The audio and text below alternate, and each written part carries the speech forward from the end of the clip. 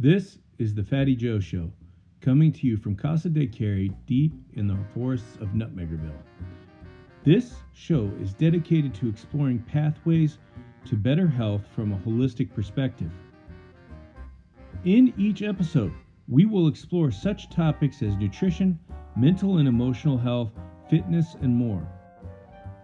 I'm Yogi, your host, and I became interested in studying health after conventional health dogma became damaging and led me to become massively overweight. Against modern convention, I went on a keto lifestyle and I lost over 300 pounds and gained a level of control on my personal health that I never had before. Now I'm on a journey to find out what is myth and what is truth in the ever convoluted world of what is considered healthy.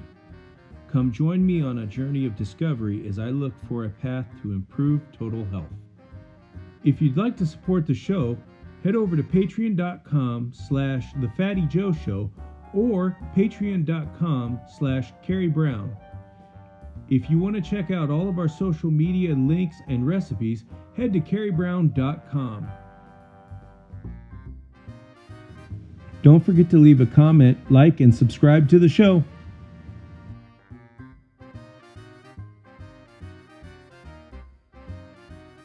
Here we go. Hey, everybody, and welcome to the Fatty Joe Show. I'm your host, Yogi, and today we have a low-carb legend, the Zoom building, and that is Mr. Gary Taubes. And most of us are familiar with Gary's work. He has written such books as The Case Against Sugar, The Case for Keto, and one of my favorites, Calories, Bad Calories, and many more. He has been a scientific journalist for many years, and I am really honored to have him on the show because his work is what inspired one of the earliest people that inspired Carrie Brown to keto, and his work helped me formulate my diet on the truck, and is one of the reasons why I lost pounds less than what I was before, from 600 pounds down to 300 pounds, half the man. So it's a real honor to have you on today, sir. Well, thank you, Yogi, for having me. It's a pleasure to be here. So we uh we know a little bit about your story, but what got you into researching nutrition and bringing out the science against the high carb diet and the typical Ansel Keys formula? Well, I was a physics major in college, not a very good one, but and then I got a journalism degree, and then I went into science journalism, and I ended up just by chance writing my first book about a group of physicists who discovered non-existent elementary particles. So in fact, I was embedded with them. That's a language you'd use now. This was a long time ago, 35 years ago. And I got to watch them screw up and discover something that didn't exist. And I became fascinated with good science and bad science and what it took to get the right answer. It's very easy in science to get the wrong answer. So my second book was on the same subject. It's called Bad Science. And when I was done with that, some of my friends in the physics community said, if you're interested in bad science, you should look at the stuff in public health. It's terrible. And so I moved into public health. This was the early 90s. And it turned out that the research was just as bad as my physicist friends had said it was. And I started moving sort of through fields, looking at sort of fundamental assumptions and the tools they were using and the methodology they were using.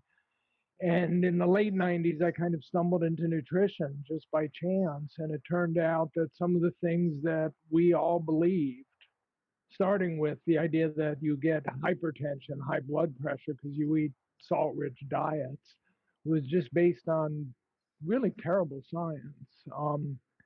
And so I went through, I did an investigation for the journal Science on salt and blood pressure. And then it turned out some of the people who were major figures there were the major figures who got us to eat low fat diets in the 90s, the high carb, low fat diet that we all grew up on. So I went from salt to fat and then from there to obesity, and spent 5 years working on my first book, Good Calories, Bad Calories. And, it was kind of like, from the journalistic perspective or the science journal investigative reporter perspective, this horrible injustice had been perpetrated on all of us. These people in the 60s and 70s went out and told us they knew how we should eat to be healthy, and they had really no idea, and they put us on these diets that seem to have done far more harm than good, and then they can't get off of what they told us then. So I just got kind of committed as a journalist and something of an advocate to trying to get the science right and the nutrition right, because we've all been getting heavier and more diabetic as a nation, as a world, and we've got to fix it. Yeah.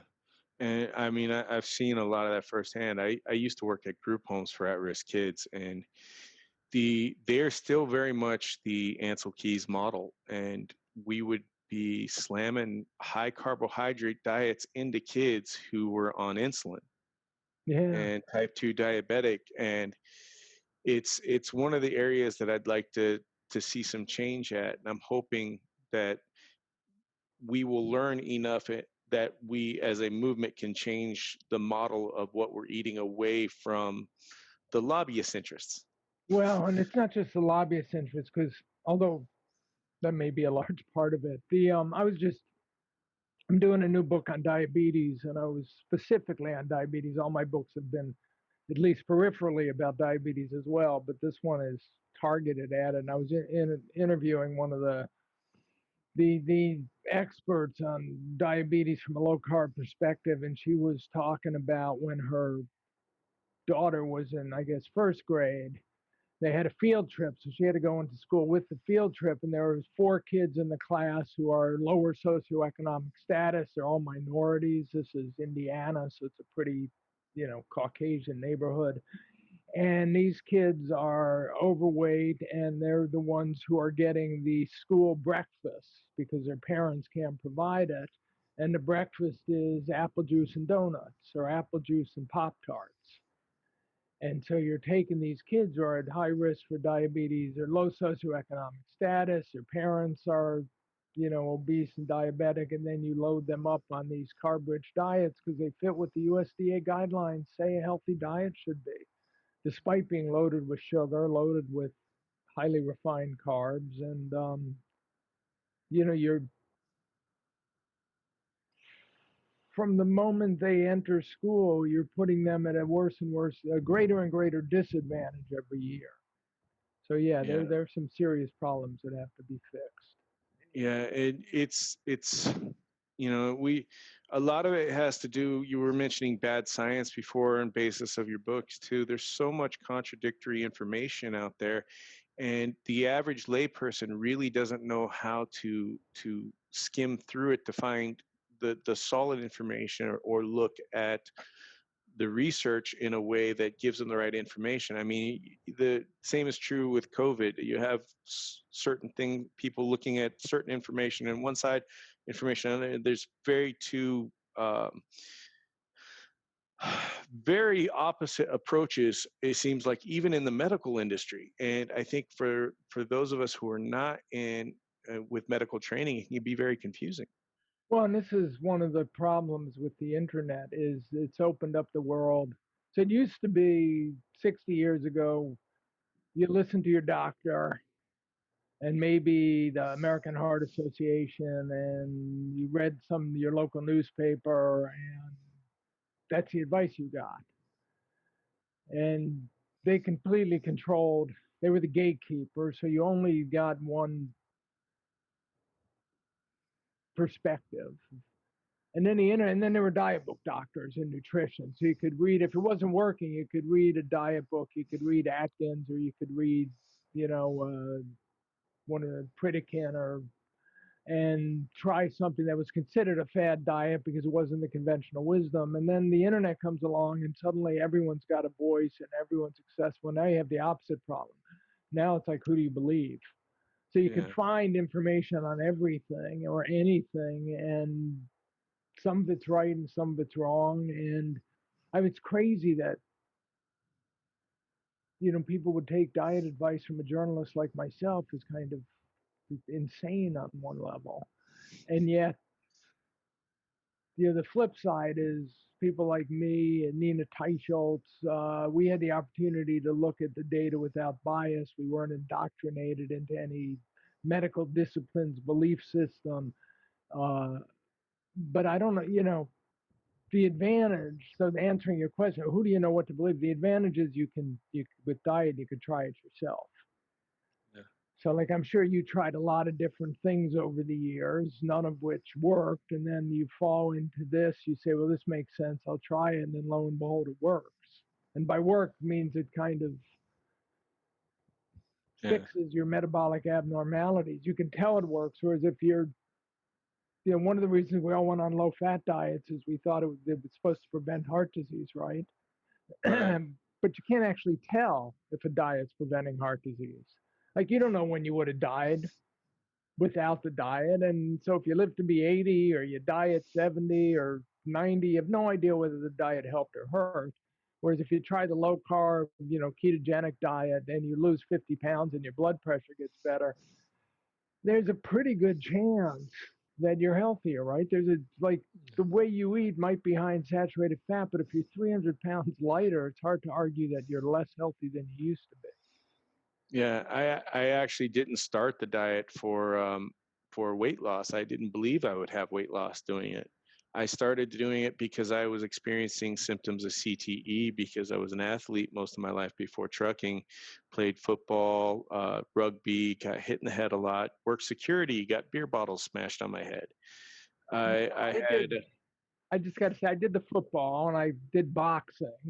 Yeah. And I bounced in bars, but I let other people, my other fellow bouncer friends who really like to fight, to let them get hit in the head by beer bottles. But I still get the CTE issues. Yeah, I never really did like to fight. I just happened to be usually the larger one in the room. So if somebody was going to go after somebody, they were going to go after the larger guy. And so that's kind of what would happen. But the results that I got were better. I tried the vegan thing. I tried the vegetarian thing. The health results and the way I felt and the way my brain fired up and functioned better was unlike anything else. And that you were part of the research that I did. You, Dominic D'Agostino, I read their research, and I was still very skeptical. And the only way I knew that it worked was actually by trying it. And we have a lot of different dogmatic ideas out there that are floating around about diet. People say you should be vegan. People say you should be all raw foods. I mean, we even have a group of people that are talking about drinking raw water that's going to increase their health. So it is kind of a murky field to try to wade through to get to the other side. Yeah, and again, it's sort of advertising. This is what I'm trying to put into context in my new book, which will be out in December.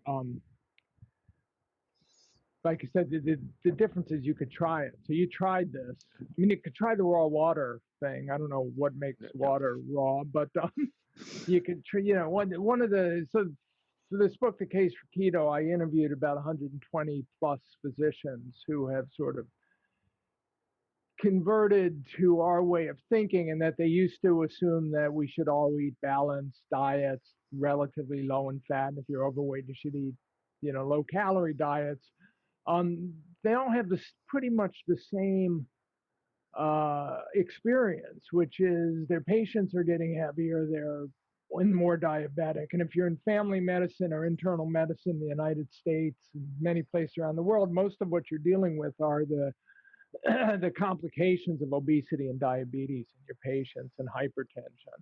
And so they're assuming that their patients aren't losing weight because they're not listening to them, and then they start getting heavier. And then they think, well, what the fuck? I'm getting heavier here, and I'm taking my advice. I know I'm taking my advice, so maybe my advice is wrong. Yeah. So now they go looking, and they try vegan diets or vegetarian diets because that's a natural thing to try. And if that succeeds, I never hear from them. they don't respond to my Twitter posts saying what diet worked for you. You should interview me. But if it doesn't work, and most of us went through periods in our life, like for about 6 years in the 90s, I ate a very low fat diet. I mean, I figure it was probably about 15 to 20% fat. I used to joke in the 90s, I boiled 10,000 eggs and threw out 10,000 yolks. My breakfast was egg whites, oatmeal, and apple juice, because I wouldn't put milk on the oatmeal. I would use apple juice. And I would eat the oatmeal raw because I was young and healthy, and it was easier to eat raw oatmeal than cook it. Lunch was pasta with fresh salsa, and I wouldn't even put olive oil in making the pasta be in the water because I thought that the fat would give me heart disease. And dinner was like a skinless chicken breast and rice and salads and salads and salads, and I just kept getting heavier and heavier. Then I tried Atkins back in 2000 or 1999. A ketogenic diet was still called Atkins. And I tried it as an experiment because actually an economist at the Massachusetts Institute of Technology suggested I try it. We were in a conversation about good science and bad science. I told him about the stuff I was doing on dietary fat and how bad it was. And he said, if you're writing about dietary fat, you got to try Atkins. He said he had a patient who, excuse me, not a patient, his collaborator, who was at the Wharton School of Business in Philadelphia, graduate of, I think Trump graduated from Wharton. His collaborator's father lost 200 pounds on Atkins, and he said he tried it and lost 40 pounds. And he said, you got to try it. It's this high fat, high saturated fat diet, and you just see what happens. And I tried it, and I lost 25 pounds. Effortlessly. Like I had been working out an hour a day. I was watching my calories every day. I was just getting heavier. And so one way to wade through it is just to try them all. Yeah. You know, the raw fruit diet clearly works for some people in that they're healthy on it and they're healthier than they used to be. It seems like, oh, go ahead. I was going to say what they don't know is would they be healthier if they were on like a ketogenic diet, if they were eating the way you're eating. Yeah. And I think, go ahead. Sorry. No, I was just going to say there are people out there who say they used to eat keto and they switched to vegetarian diets and they feel better. And I believe that's true. But you don't know, for me and for most of the people who end up advocating for low carb, high fat ketogenic diets, we do it because the research supports us, the sort of evolutionary story supports us, and we see people getting healthier by eating this way. You know? I was going to say a lot of the research doesn't take into account the biodiversity of people and what different maybe genetic functions are going on or epigenetic results of what the parents did cause damage. Or there's so many variables to a human body. It's insane. So I definitely like the N=1 type experimentation for what works for you. Well, ultimately, it's always going to be an N of 1. But I think there are what what makes me nervous about the sort of individual variation story is it's used to argue that this is a multifactorial complex problem that requires multifactorial. That's the cliche multifactorial complex solutions. But there are questions you could ask that have simple answers. This is how, in the case against sugar, so for instance, what you experienced, what I experienced to a much lesser extent, is a common phenomenon in every population in the world whenever they embrace a Western diet and lifestyle.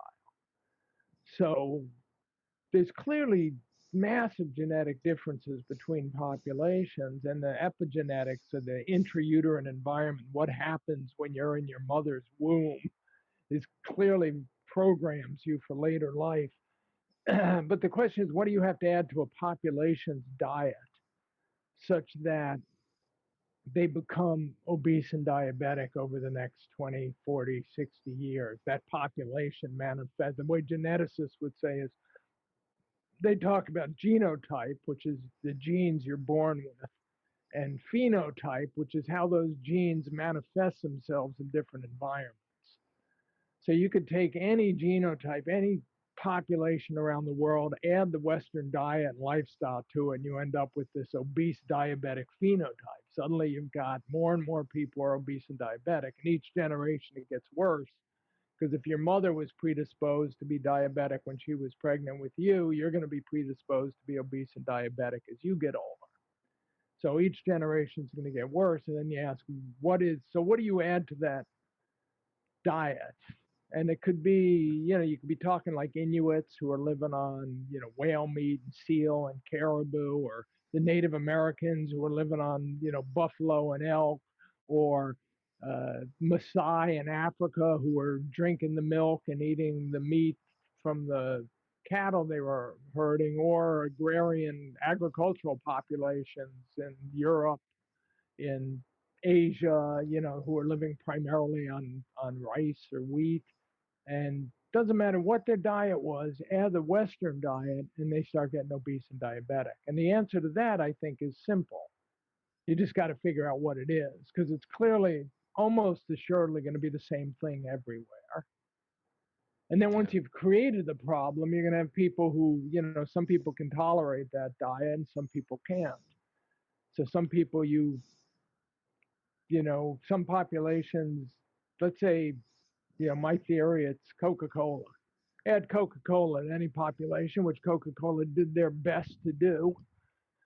And, 20, 40 years later, you end up with a whole bunch of obese and diabetic people, but not everybody in the population is obese and diabetic. So some people can tolerate the Coke, some people can't. Unfortunately, the ones of us who can't are the ones who become obese and diabetic and have to give it up. So I've been rereading the Nutrition and Physical Degeneration by Weston A. Price, and it was pretty remarkable how early on to the introduction of the Western diet on cultures around the world, that the first thing they would see within one generation is the facial structure would change. Right. And the other thing was tuberculosis was rather rampant, but most people were able to fight it off and stay asymptomatic. But once the Western diet was introduced, they became symptomatic and had a lot more health issues. Yeah, it's funny because I forgot Weston Price. So I don't know how much you've talked about him on your podcast. Weston Price, for those who don't know, was a Cleveland dentist Cleveland or Dayton, I forget which, an Ohio dentist who in the 1930s traveled around the world with his wife and visited all these. He tried to do kind of controlled studies. So he starts off in Switzerland. He visits the village up in the Swiss Alps. It's so far from any road that they basically have to live on whatever they can, grow in the soil in the snowy Alps, or that their animals provide. And then he goes to, I think it's Zurich, and examines people in Zurich. And because he's a dentist, he's looking at their teeth and their jaw formation. And he goes to Africa and he visits like pygmy populations, and then he tries to find the same populations in urban centers eating the same genetic background, eating modern foods. He goes to the U.S. and visits Native American populations. In Canada, he sees First Nations. He goes to the South Pacific, and he writes this book, Nutrition and Physical Degeneration, which is a great read. I mean, it's just a travel book. I mean, it's, I remember reading it and thinking, okay, this guy's making this stuff up. Like, he tells a story about how pygmies kill elephants. Do you remember that one? Mm-hmm. They sneak up behind them and they saw through their hamstring, the back of their legs. Almost and the elephants, for some reason, the elephants don't have nerves back there, so they don't feel the pain. And then when they've crippled the elephant so that it can't run, then they can kill it with spears and stuff. And you think this is total crap. And then you turn the page, and there's a picture of Mrs. Price, who's this middle-aged Cleveland woman in a khaki skirt and a pith helmet, and she's standing next to two pygmies who are holding tusks that are like, twice as big as they are. And you think, maybe he really did this. And anyway, the story is, as you say, every population eating Western diets, cavities, dental caries is a technical thing, it's funny, I tried to keep my kids away from sugar, just hoping because of Western pricing, maybe I could save money on braces, which so far I haven't, by the way. So I'm not sure he was right about that. But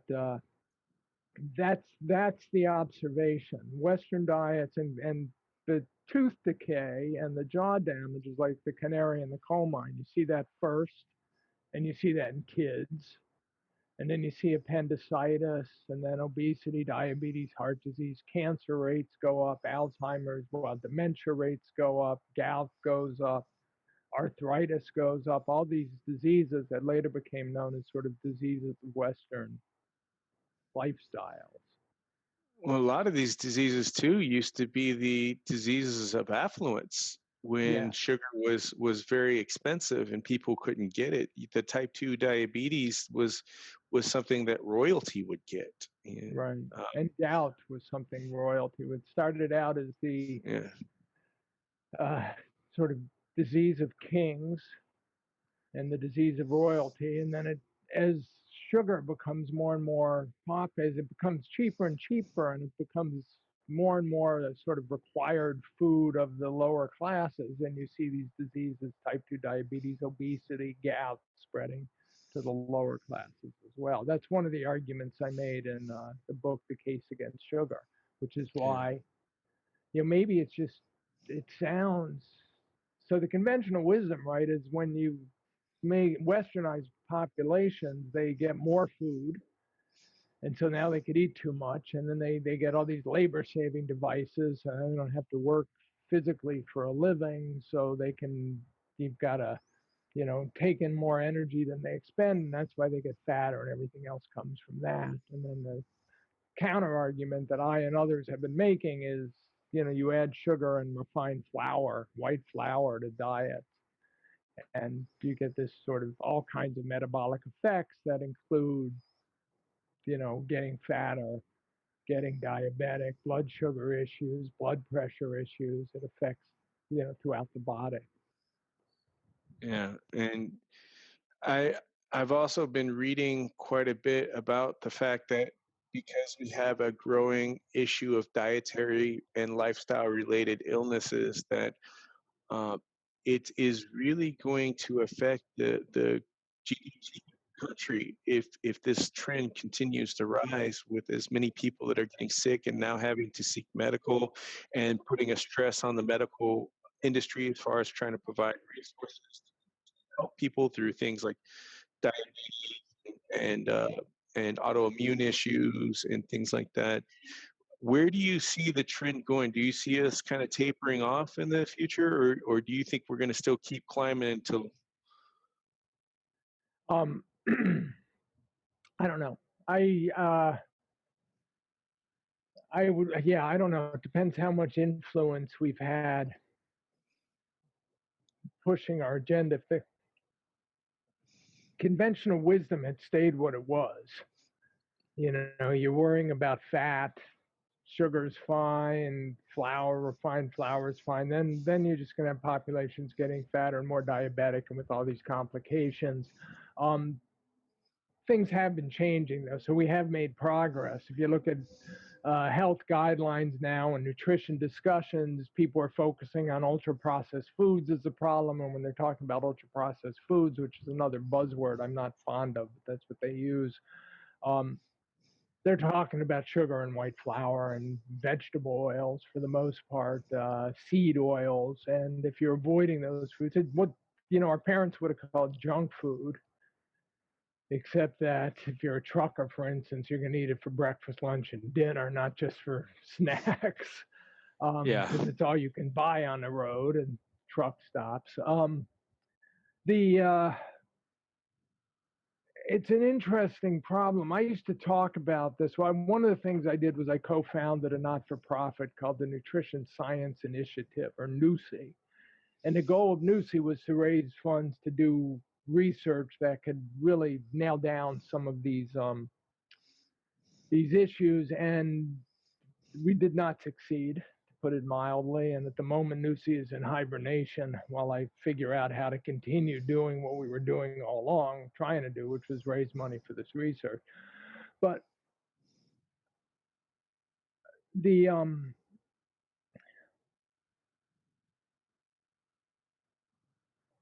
I used to, in these NUSI documents, we would always talk about how much it costs for the medical community. So the direct medical costs for obesity and diabetes in the United States are about $1 billion a year. $1 billion a day.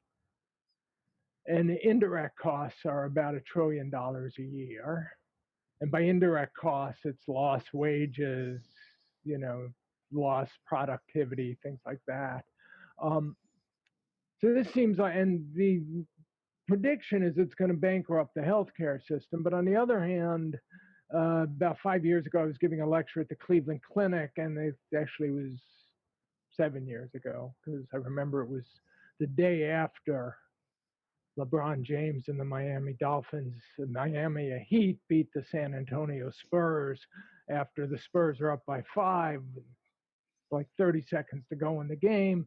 And never had I gotten such love from a Cleveland audience as when I commented negatively about LeBron James the next morning. Anyway, the point is, they gave me a tour of the Cleveland Clinic, and they had like a dozen new buildings going up.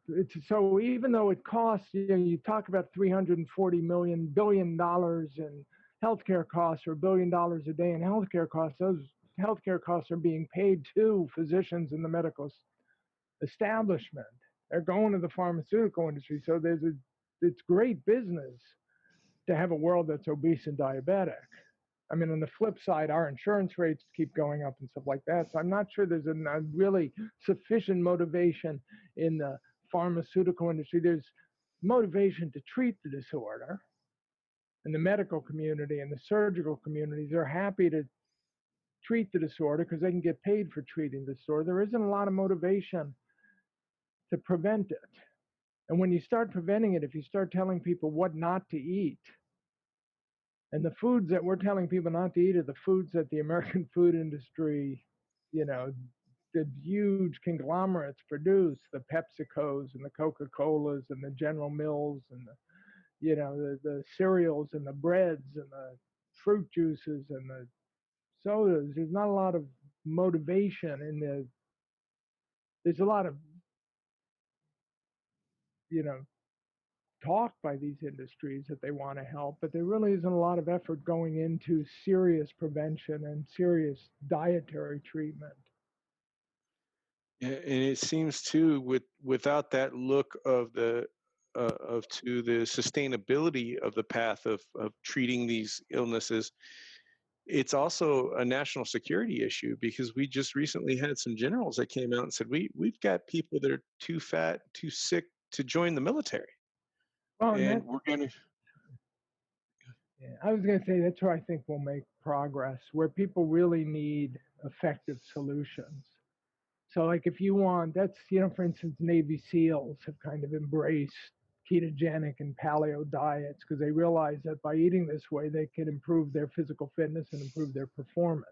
Ultra endurance athletes are beginning to embrace these diets because they can improve their fitness and endurance by doing it. They can improve their performance. When you're talking about the military, you're talking about a group that really needs, it's nice, like I said, to prevent heart disease, which is why we're eating a low-fat diet. I don't want to die of a heart attack in 30 years, so I'm going to change my diet today. We don't know if that's really true, but that's the thinking. And I would argue that the studies never panned out. But the idea that if I want a lean, trim fighting force, if I want the young men and women of America to be a healthy weight, I got to get them off the crap carbohydrates they're eating and drinking. And I have to replace those calories with fats. I have to convince them that dietary fat is going to kill them and saturated fat. Basically, I have to tell them the exact opposite of what we've been telling them for 50 years. But we always hope that groups like the military will help affect this change in this country, because they have a vested interest in seeing healthier troops. Whether the troops live to be 60 or 70 or 80 isn't quite as important as that they be healthy in their 20s. So. Right. And it was kind of the military that also stimulated the low-fat, high-calorie, carbohydrate diet in the first place, too, because they were trying to figure out how to put weight on because at the time, they had the opposite problem. they had a lot of underweight people that wouldn't pass the physical to get in the military, so they were trying to bulk them up. So they said Ye- sugar and flour. Well, this is the thing. There's a lot of, again, it's hard to imagine how, well, the questions we want to answer today weren't questions anyone was asking back then. So we want to know, you know, how do these obesity and diabetes epidemics get started and what keeps them going? And then how do we fix them? And then back then they didn't realize they had obesity and diabetes epidemics because they were still sort of, you know, low on the curve. And they were asking questions like that. I mean, some of the first studies of low carbohydrate diets were done by Air Force doctors who wanted to slim down pilots who were overweight. And they would report on the remarkable efficacy of low carb diets to do this. But the nutrition people, they were driven by this how do we prevent heart disease idea.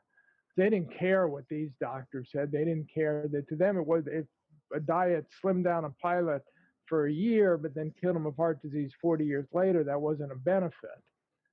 Yeah. And then they believe that the way you slim down to begin with is eat less, because, you know, all of these people, one of the revelations from my new book, and I'm embarrassed to call it a revelation, and I'm embarrassed that I didn't realize this 20 years ago when I first started writing about this subject, but this whole thinking about obesity, like if you read an article on a newspaper website that takes comments, and it's about some new obesity treatment, there'll always be people saying, well, you know, it's about eating less and exercising more, and anyone who thinks differently is a quack. So the idea always was you weighed 600 pounds because you ate too much. And you ate too much because, yeah, you ate enough to be 600 pounds, but the problem is why did your body want to be 600 pounds? Yeah. I have, I'm going to call him a very good friend, somebody I love dearly, who was at his heaviest 6'5", 190 pounds. And he used to say he never gets stuffed. He just gets bored of eating after a couple of hours. And when I was a senior in college, he would come and it was toasted oatmeal raisin bread, not oatmeal raisin bread, toasted raisin bread with peanut butter, jelly, and granola. And he would make 6 of these, and he would carry them out in a pile on a paper towel, and he would eat them on the way back to his dorm. And he couldn't get over 195 pounds. Couldn't get over 195. Okay, so clearly the idea is there's something different between what your body did with the food, and what his body did that was independent of how much you or he was eating. Yeah, I saw that a lot when I was growing up because I had friends that were stuck on video games all the time, and I'm out there lifting weights and running on the track and playing football, and I'm still getting, because I graduated high school at 600 pounds, dropped a bunch of weight, and then gained it back again after getting hit by a car. But I struggled most of my teenage adult life. I struggled with keeping the weight down. Whereas I had friends that ate garbage and sat in front of the TV and didn't get fat. Yeah, exactly. Well, this is one of the things when I think about what's criminal all about this, and the revelation, this idea that you get fat because you eat too much, is the way thin people think about fat people. So what they're thinking is, I'm lean, and I eat in moderation. And actually, until the 1970s, they didn't even exercise. But we'll throw in I exercise in moderation, and therefore, if everyone ate in moderation and exercise, they'd be lean too. And if they're not lean, it must mean they don't eat in moderation, they don't exercise enough. So this whole idea that it's all about how much you eat and exercise is the way thin people think about fat people. And then they make people like you feel guilty because you feel like you're failing yourself, instead of thinking, look, this person accumulates fat easily and I don't. So instead of studying what's wrong with their brain, which is what obesity science became and is today, Like you find more people, or like they're throwing obese people in MRI machines and MRIing their brain to try and figure out how their brains differ from thin people instead of figuring out why their bodies accumulate fat. Like, what is your body doing that mine isn't? Or mine didn't do nearly as much. I too was getting a little fatter every year, but I was 180 when I graduated from high school. No, 190. And I could never get over 240, although now I could probably go up to 300 if I really tried. But I'd have to change what I eat, not just how much I eat.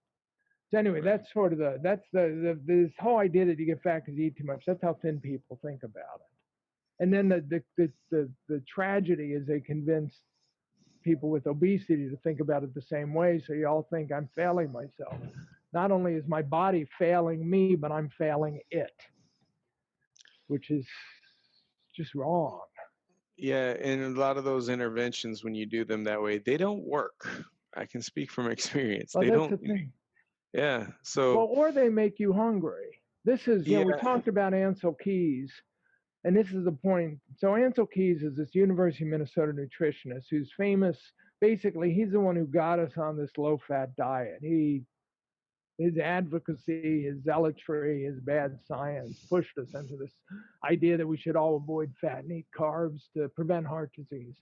So in the 1940s, he does a study during World War II, 1942-43, does a study with conscientious objectors at the University of Michigan in which he's going to starve them to see what, because they're worried that the idea is that as the Allied troops in World War II liberate Eastern Europe, they're going to come on famine, populations that are suffering from famines, that have had their food supplies cut off, and they want to understand what to do about this, and they want to understand what the Keyes's book was called, The Biology of Human Starvation, because you're going to deal with a lot of people who are starved from the concentration camps. And so Keyes takes these, I think it was 33 conscientious objectors, and he cuts their diet in half. So it's literally a semi-starvation diet, which isn't actually that few calories. It's like 1,600 calories.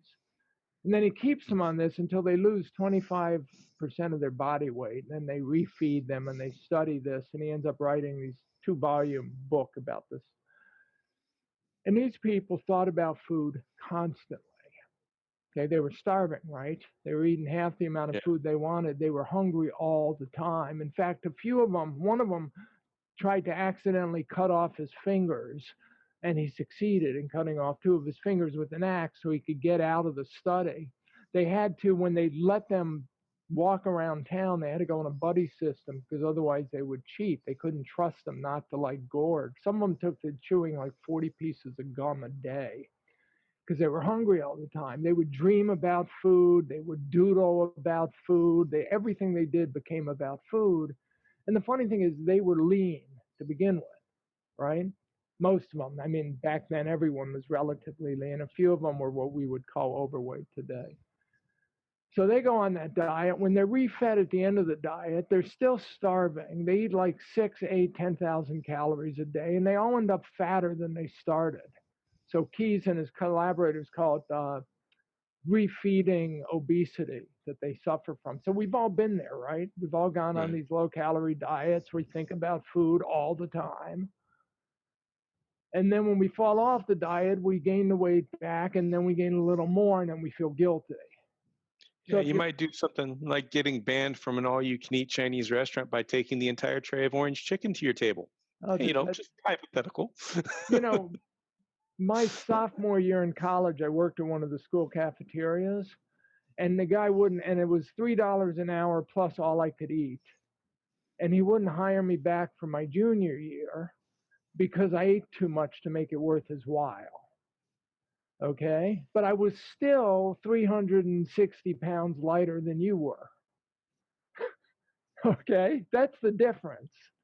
It's not what's happening in our brains. It's not how much we're eating. It's what our bodies want to do with what we eat. Do they want to accumulate fat? And so this is the point I'm making is like you take a thin person, you tell him to eat less, he'll lose weight. He'll be hungry all the time. He'll fall off the diet. He'll go back to his original thin weight plus a little more, and nobody will crucify him for it. And he won't have to feel bad about himself because everyone knows that they shouldn't nobody can live being hungry all the time. But you Yeah. take someone who's overweight or obese and you give them that same calorie restricted diet, they'll lose some weight. They'll also be hungry all the time. They'll also eventually fall off, gain the weight back, and then they'll be crucified for it. Because then people say, well, they don't have any willpower. And look, we know they lost weight to begin with. Therefore, that tells us it's all about calories. And the fact that you were hungry all the time and might have cut off your fingers if you had an opportunity to get out of your low calorie diet, it's Yeah, that's, and it's I can imagine trying to get out of a diet plan by trying to lose an appendage. That's yeah. But this is, we all went through it. But if you're thin, you don't go through that, right? If you're thin, you're right. thin naturally. You don't have to think about what does it take to live on 1,500 calories a day because you're just thin. So it's sort of, there's this famous cognitive behavioral psychologist, economist actually, named Kahneman. I forget his first name because I always refer to him by his last name.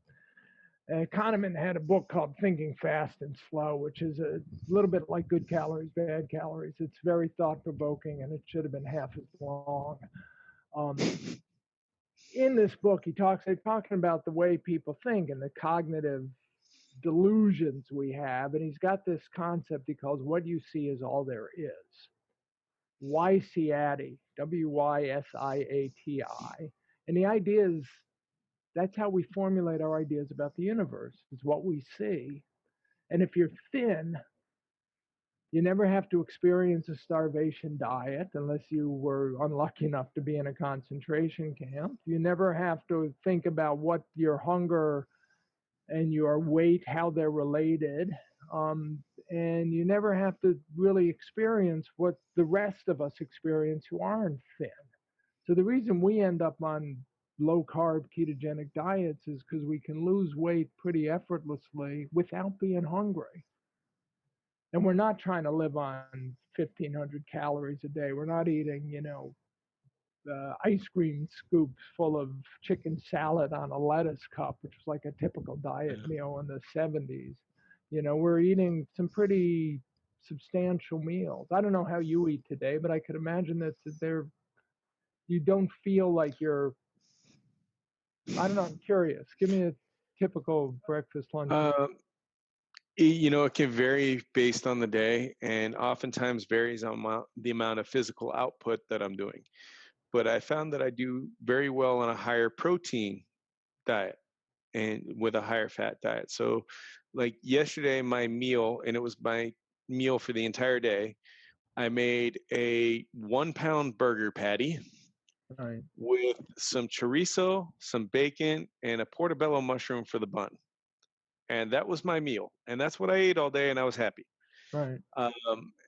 Some days I may have a little bit more, but I do eat a lot of eggs. I will have a bulletproof style, I call them Fatty Joe's coffees.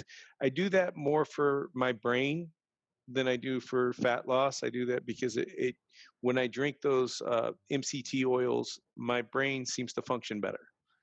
Right. And so that's why I do those. But I've gotten down to the point, and I never thought I would be this way, but I've gotten to the point where I am eating one meal a day. It's a substantial meal, but I eat one meal a day usually, and then I'm on for the rest of the day. Yeah. Interesting. That one meal is probably, I'm thinking, 3,000 to 4,000 calories. I'm thinking pound of, no, actually, I don't know. How much is it? I threw an egg there was an egg on top of the burger too. So there's burger, cheese, egg, So pound of ground beef is 1,500 calories. Yeah, no, that's lean meat. So this was ground chuck. So I got a fattier cut. It was from a local farm. But I don't count my calories. I don't pay attention to it. I just eat till I'm satisfied, and I try not to snack. And I know. one of the things I've been railing against is the concept of overeating, right? Because nobody really knows if they're overeating unless they're getting fatter. So they say you get fatter because you're overeating. And then if you ask researchers that I have a chance to do as a journalist, well, then how do you define overeating if you, and then it's basically the answer is, well, that's what people are doing when they're getting fatter, right? Yeah. I said, yeah, but you just said the cause of getting fatter is overeating. So isn't that kind of a circular logic? And then their eyes glaze over and they decide I'm being annoying, which I'm sure I am. Um, to me, the concept of overeating is when I clearly know I'm stuffed Right. and that I can walk away from the table and I'm not going to do it because I like what I'm eating. Right. But I still don't, but I have to define it that way. And it's a very familiar phenomenon. I was always, because I was, Gary, the guy you give everyone to, just give him the leftovers and he'll finish it. And my family used to do that. But again, I still weighed 360 pounds less than you at my peak, eating as much as humanly possible.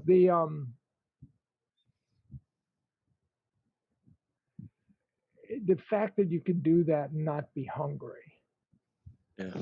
And that's one of the things that complicates the science. So people say, well, look, Yogi's eating 3,000 calories less than he used to, which could be, and what you used to might have included, I don't know, a lot. At probably at one of my peak points, we had those giant New York pizzas where each slice of pizza was like 3 feet long. I could kill an entire one myself and still be ready for dessert. So like I had a point in my life where I was like a bottomless pit. I couldn't get enough food. Right.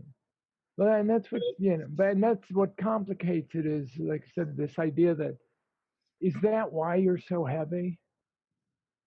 Or are you so heavy? Are you eating like that because your body wants to be that heavy? Your hormonal milieu is so dysregulated. You're fat. It's like your body wants to be an elephant. Some people's bodies want to be greyhounds. I used to joke about this because you always get these people telling you, like lean people, marathon runners always tell you that if you ran marathons, you'd be lean too. And I'd say that's like a greyhound telling a basset hound. Like if we could just get the basset hound to run around the track a few times, it'll look like a greyhound. And that's not what happens. You end up with this emaciated, broken down basset hound. But it's still an animal that wants to be fatter than the greyhound. Your Right. body wanted to be 600 pounds in a carb-rich environment. Right. And that's the key. That's like, say you manifested a 600-pound phenotype in a carb-rich environment, but in a carb-poor environment, you're only a 300-pounder. Who knows? Maybe you're even 240 if you play it right. But I'm working on it. but that could be more than your body can do at this point. I have a friend, really, really smart kid who was 400 pounds when he was 18. And we've talked about that. He switched to a ketogenic diet, excuse me, and lost 130 pounds in 4 months. So he dropped to 270. And when we talk about our weight, his weight, we think he's sort of, his natural weight is about 270. So if he eats to satiety of, basically what you're eating for dinner, he'll weigh around 270. He can get under that, but he can't eat to satiety. He's got to sort of consciously cut off some of the food, and he can get down. I think he's been as low as 190, but I don't believe he could ever sustain that. And his body sort of naturally wants to be 270, and it's 400 in a high carb environment, and it's 270 in a low carb environment. Do you think some of the overeating and weight gain could be caused by the lack of micronutrients that are in a lot of today's foods, that in order for us to keep going and actually get satiated, we're trying to get this nutrition in, body's not receiving it, so it keeps sending out those hunger signals? It's possible. Anything's possible, but it's not my first choice. Yeah, a lot of so the story of nutrition research is the nutritionists sort of settle on paradigms without really understanding the science at the time. So the driving paradigm in the 20th century, there's something called the new nutrition that came in around 1915 through 1935, and it's this idea that vitamins and minerals are absolutely necessary to avoid chronic deficiency diseases. And so you eat a balanced diet to satisfy the need to make sure you get enough of the macronutrients, the micronutrients, because you don't know what you're missing. So if you're eating some from category A and some from column B and some from column C and all the way through column F, you could be pretty sure you're going to get everything you need. And that's how that thinking about micronutrients and macronutrients was completely independent from thinking about hormonal regulation of blood sugar, blood pressure, fat accumulation. And when we started to understand that, that was done by endocrinologists who study hormones or PhD researchers who study fat metabolism and biochemists, and not by nutritionists. So nutritionists are always trying to explain obesity through their sort of macronutrient, micronutrient perspective. And the idea is that you're going to just keep eating until you satisfy those micronutrients. But what I'm saying is keeping eating doesn't really matter unless your fat tissue is programmed to accumulate the fat, the calories that you're consuming, because you could always burn them off. You could upregulate your metabolism a little bit. And it's funny, even at 600 pounds, I could probably do this in my head. So you were 600 at 18 when you graduated high school? Yeah, about then, yeah. And then Okay, I lost. And how tall were you? I'm about 6'6". Okay, so let's say if you were 220, that had been a healthy weight. So you're 380 pounds overweight. And over 18 years, I'm going to have to go to Google here. Put my glasses on. 380 times 3,500, which is the calories in a pound of fat, divided by 365, which is dividable times 8 to 8.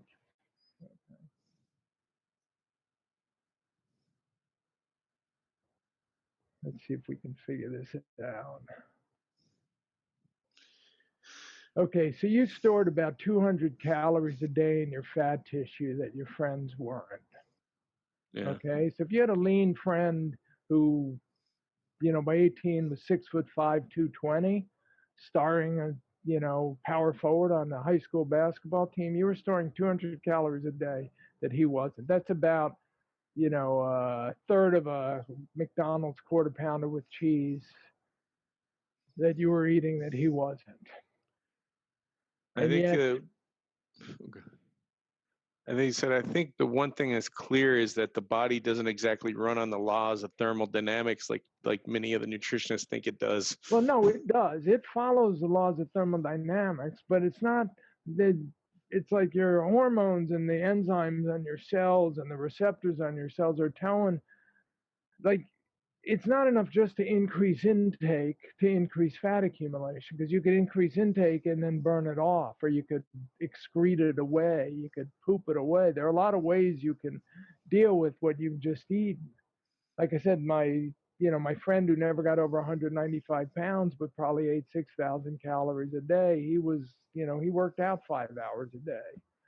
Yeah. That's all he wanted to do. But if he didn't do that, he wouldn't have gotten fat, although he probably would have eaten slightly less. So your body has to sort of want to store the calories as fat, and that's a hormonal problem. And so even if you're not getting enough micronutrients,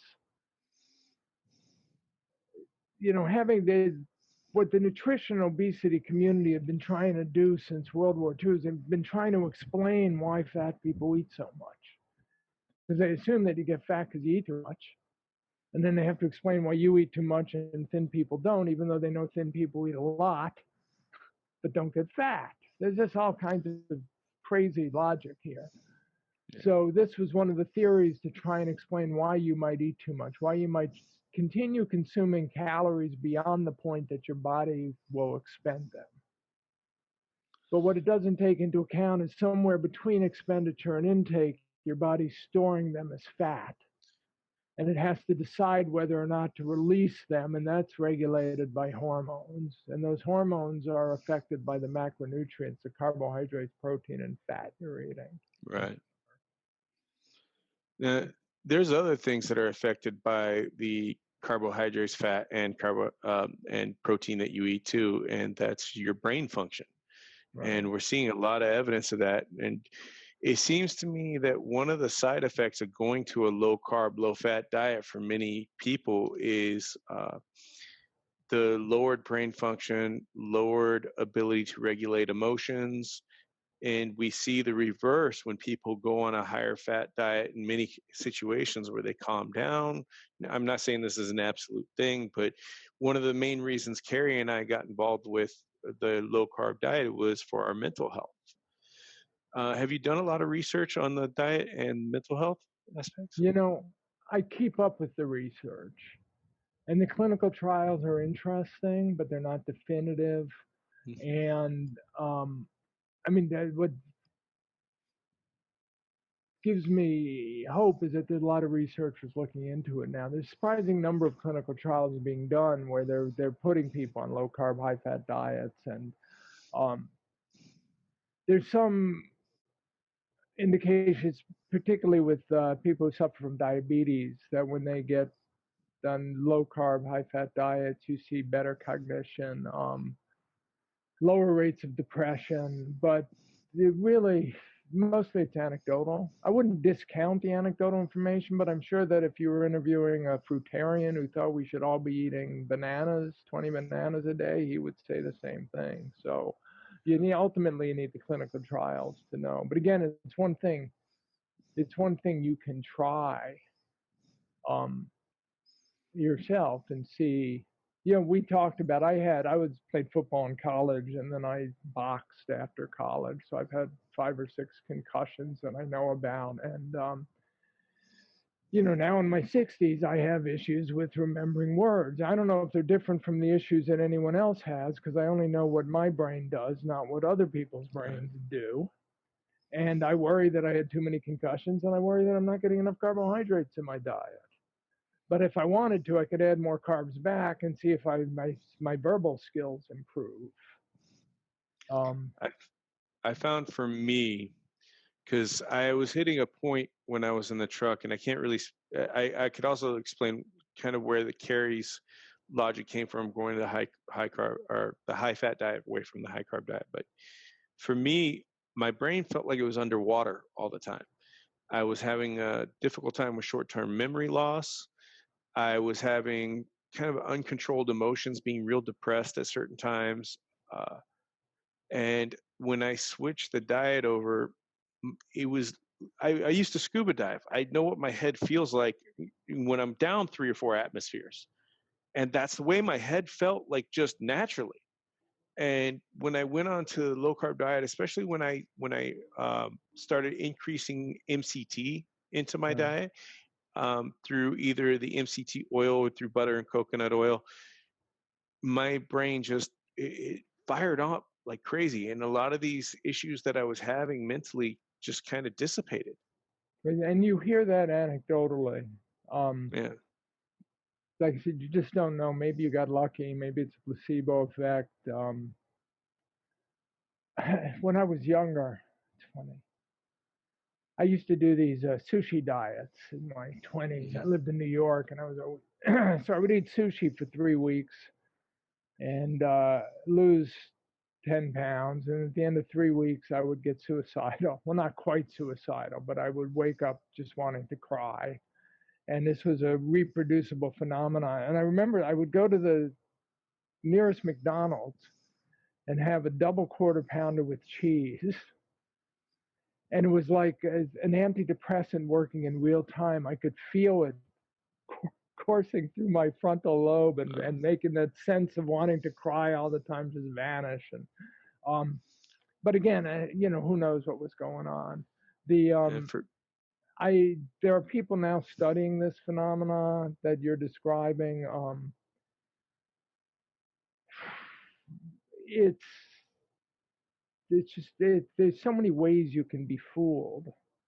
And like I said, I'm sure if we were talking about people pushing, talking to people pushing, advocating for Yeah. other diet treatments, they would be saying the same thing.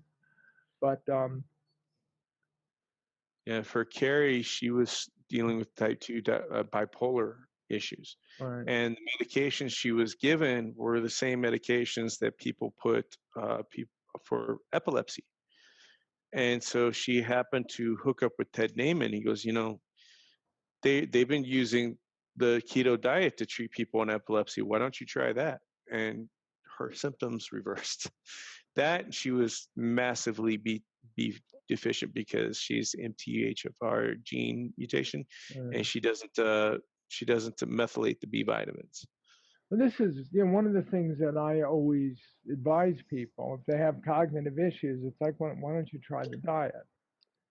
Actually, any you're literally changing the fuel on which your brain is running. Yeah. So if you're having issues burning glucose, carbohydrates for energy in the brain, and you've got memory or depression or anything, see what happens if you burn ketones. That's what happens. You're switching over to burning ketones for fuel. When you're taking the MCT oil, it's easy. Well, the MCT, medium chain triglycerides, might make it into the brain on some level, but they also fuel ketogenesis, so they upregulate the ketones. See what happens. Maybe you find when you run your brain on ketones or your nervous system on ketones instead of carbs, you don't have these problems. And I'm always surprised when you get pushback from that because I think people are afraid to change anything. They're afraid to be disappointed. Well, we're very absolutist as people, especially in this country. I've had an opportunity to travel around, and we tend to get the ideas in our head that there's only one right way to do things.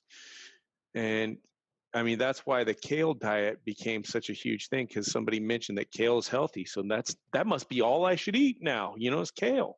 Because we have these absolutist notions about all kinds of subjects, but it really plays into, dietary. People get about as crazy about dietary notions as they get about politics. Yeah, just along those lines. 1959, the New York Times ran a story on the new Craze and Diets.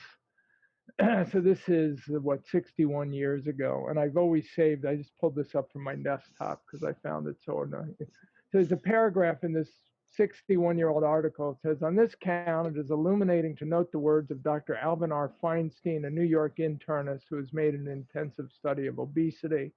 Nutritionists, he said, habitually ignore the subjective aspect of food. Many dietitians are uninterested in how food tastes. Standard books on nutrition just don't cover the caloric content of pizza, pie, a pastrami sandwich, or gin and tonic. It's as if these specialists were determined to impose the neo-Calvinistic dogma, thou must eat kale. That's great. Feinstein really nailed that one. I kind of like it. The kale growers of America must be just absolutely, delighted by how the world has turned to their, Well, I like my veggies. I grew up in the country, and I grew up picking, I was originally from Ohio, then transplanted to California. But when I was in Ohio, we grew a lot of our stuff. So greens and veggies, I'm good with. I love them. But I also look at how I function. And I do function better, higher protein. So there's a lot of times where I kind of cycle in and out of different dietary styles, from carnivore to a little bit more carbohydrates, a little bit more greens, then back toward more of a carnivore type approach. And it's just based on how my body's reacting to things, trying to read signals and how my brain's reacting. Ultimately, this comes down on some level to self-experimentation because we are different. So I'm skeptical that anyone can be healthy long-term eating large amounts of sugar and refined grains. I'm agnostic about seed oils because I just don't know that science well. So you get rid of the sugar and the white flour, and then it's like, how low do you have to go? in carbs to make your body Yeah. function such that your body can function properly, and you could be you could be a healthy weight and eat to satiety. And then yeah, even the green vegetables, I eat them and I like them, but I eat them mostly because my mother told me they were good for me. In the 1960s. I have the research I don't think actually exists. Nobody's done a clinical trial to see if you're healthier eating broccoli than not. Yeah, there it seems to be very little clinical, like real actual clinical trials, and a lot of the research that I have seen where they're coming out, let's say like the China study. It doesn't seem like they count for all the variables. They're not really doing that because the people are out eating and then they come back and they survey them. What did you eat last year? You know, Well, yeah, and go ahead. no, it's just that whole science. It's called epidemiology or risk Yeah, factor epidemiology, and that was when my physicist friends in the late 80s told me I should get into public health because the science yeah, terrible. That's what they were talking about, specifically those types of studies. And the people who run those studies are now the most influential nutritionists in the country. Whenever you hear the phrase, we have to eat fruits, vegetables, whole grains, legumes, lean meat in moderation, lean fish, that's all this epidemiology where you look at what people eat who stay healthy and who tend to be higher socioeconomic status and more educated and a gazillion other things, and you look at the people who don't stay healthy and you say, well, we should all eat what the healthier people are eating. But it doesn't, it's like saying, if you looked at what cars they drove, the people who were unhealthy would become truck drivers, and the people who are healthy would drive Volvos. And then you would say, well, if we all drove Volvos, we would all be healthy. And it just doesn't really equate to that. So it's just a lot of our belief system is based on terrible science. And ultimately, it's about deciding who to believe and then experimenting to see what happens and hopefully not killing yourself in the experiment. yeah. And I mean, for the most part, there are obviously exceptions to the rules, but it seems like if you stick with whole, real foods in your experimentation and try to avoid a lot of and I hate to use the word processed food because everything you eat is processed, and I think people kind of jump on terms and go nuts about a term and then freak out about it, but they don't realize how processed everything is in their life. Right. But when you're coming toward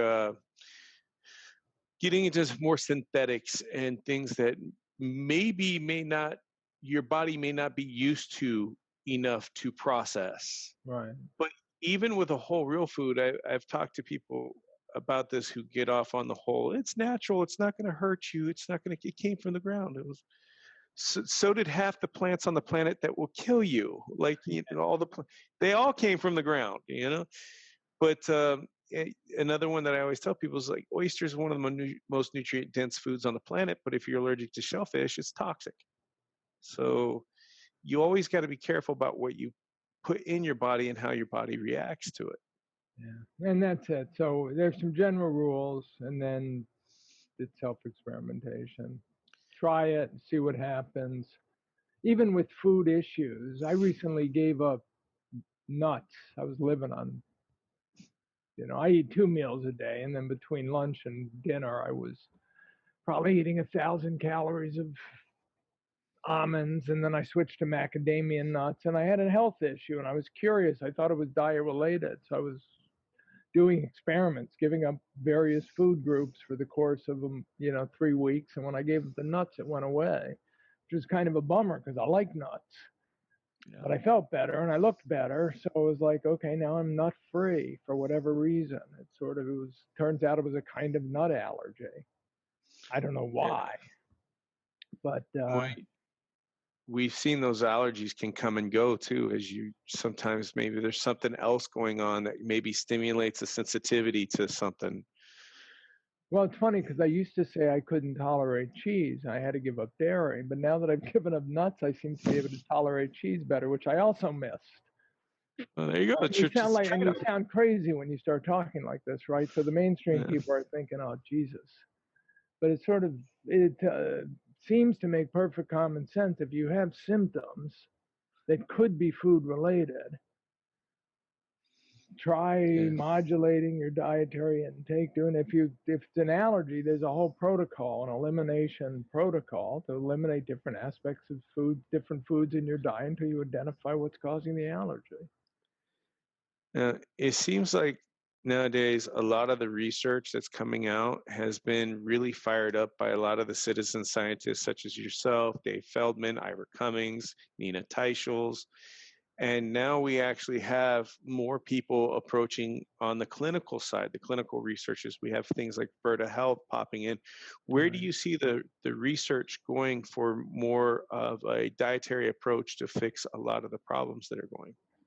I don't know what's going to happen to the research. I think companies like Berta, so Berta Health is a San Francisco-based startup that's going after type 2 diabetes with a lot of, sort of internet enabled tools and smartphone tools, and then ultimately nutritional ketosis, as they call it, as their primary intervention. I think companies like that are going to change the world if it changes, if we succeed. Because, and something I talk about in my next book a lot is this. When I started writing about this stuff 20 years ago, there were maybe a dozen physicians in the world who were advocating, low carb, high fat, ketogenic diets for their patients. And if they could get their patients to find, most of them, half of those had written diet books. So like Mike and Mary Dan Eads, and the guys who wrote Sugar Busters. And today there's conservative estimate, I'm guessing a few tens of thousands around the world, doctors who think that the single best prescription they can give their patients are these low carb, high fat diets. So if they can get their patients to eat like we do, they can make their patients healthy. And each one of these is like a little node of infection in the medical community. Because as their patients start getting healthy, their obese patients lose weight, their type 2 diabetic patients, resolve their diabetes. And then those patients have like kidney specialists are seeing, and cardiologists are seeing, and allergists are seeing. And the allergists say, geez, what did you do? And they say, how'd you get so healthy? And they say, well, I, did this low carb. Some of them will try to talk them out of the diet still. They'll say, oh, you're killing yourself. There's all that saturated fat. But others will say, well, that's interesting. Maybe I should try it. So you see this, the efficacy of diet convinces the physicians, and they convince their patients. It used to be, again, 20 years ago, if you wanted to do this, you read a diet book, and then even if you lost 50 pounds, your doctor was horrified. Yeah. Now, if your doctor tells you to do it and gives you the diet book, it's an entirely different scenario. And now, and that's happening as we speak. It's competing with the vegan diet and vegetarian, most plant movements. I don't know.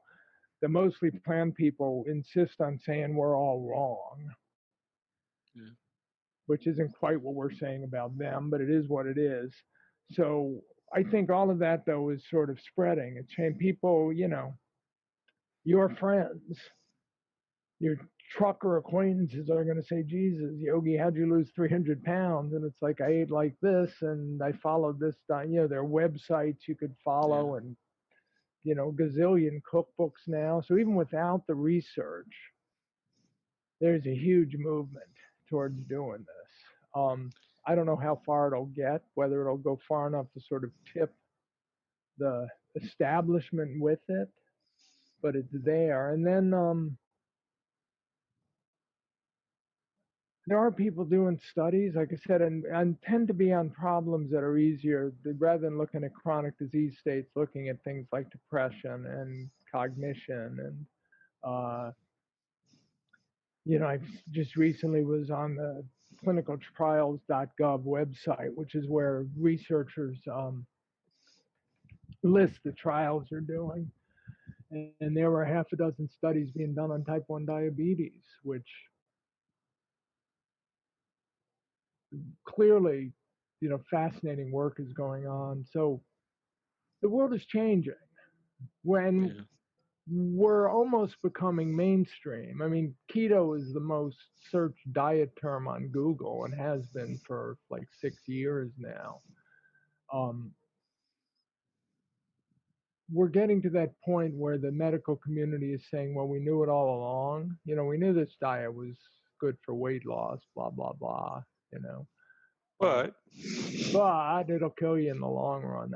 That's still the problem. It's all that saturated fat. And now there's a large, you know, the environmental issue is an interesting one. I don't quite know how to deal with that because I think animal agriculture can be improved enormously such that its contribution to climate change is less, or the greenhouse gases is less. And but that doesn't help. That's pushback also when people are saying, you know, my kids living in Northern California get all kinds of pressure to give up meat by their vegetarian 11-year-old friends who think they're harming the environment.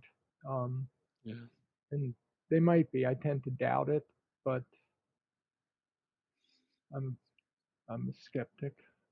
yeah, I think an open-minded skeptic is an important thing to be in this day and age. No, that's what I was taught to be. Yeah, because frankly, it doesn't seem like there's enough of them around anymore. Especially with the social media outlets and things like that. But even for me, if I've come to find out tomorrow that eating a lot of meat isn't doing the things that it was doing before, and that I should include sweet potatoes, and that'll benefit me. I'm going to do what benefits me. Yeah, but you're going to test it because I've tried. Right. The paleo people are always arguing for sweet potatoes. So about every couple years or every year, I often make potatoes or sweet potatoes for my family when I cook. So once a year, I'll decide, okay, I'm going to have some sweet potatoes, and I'll start off small because I know I have. And an hour after dinner, I'm in a coma on the couch. I'm watching TV with my wife, and I'm like sound asleep, and I'm desperately trying not to be asleep, but I can't fight it. And I think, okay, maybe that's just, if I ate the sweet potatoes every day for like a week, my body will adjust. When you don't eat carbs, your pancreas gets lazy and doesn't respond properly when you do. But then I started thinking, do I really want to eat something that takes me a week to ramp up to, just so I can now add sweet potatoes? And that's where the self-experiment comes in. I experiment, the experiment fails, and I go back to not eating sweet potatoes. Right.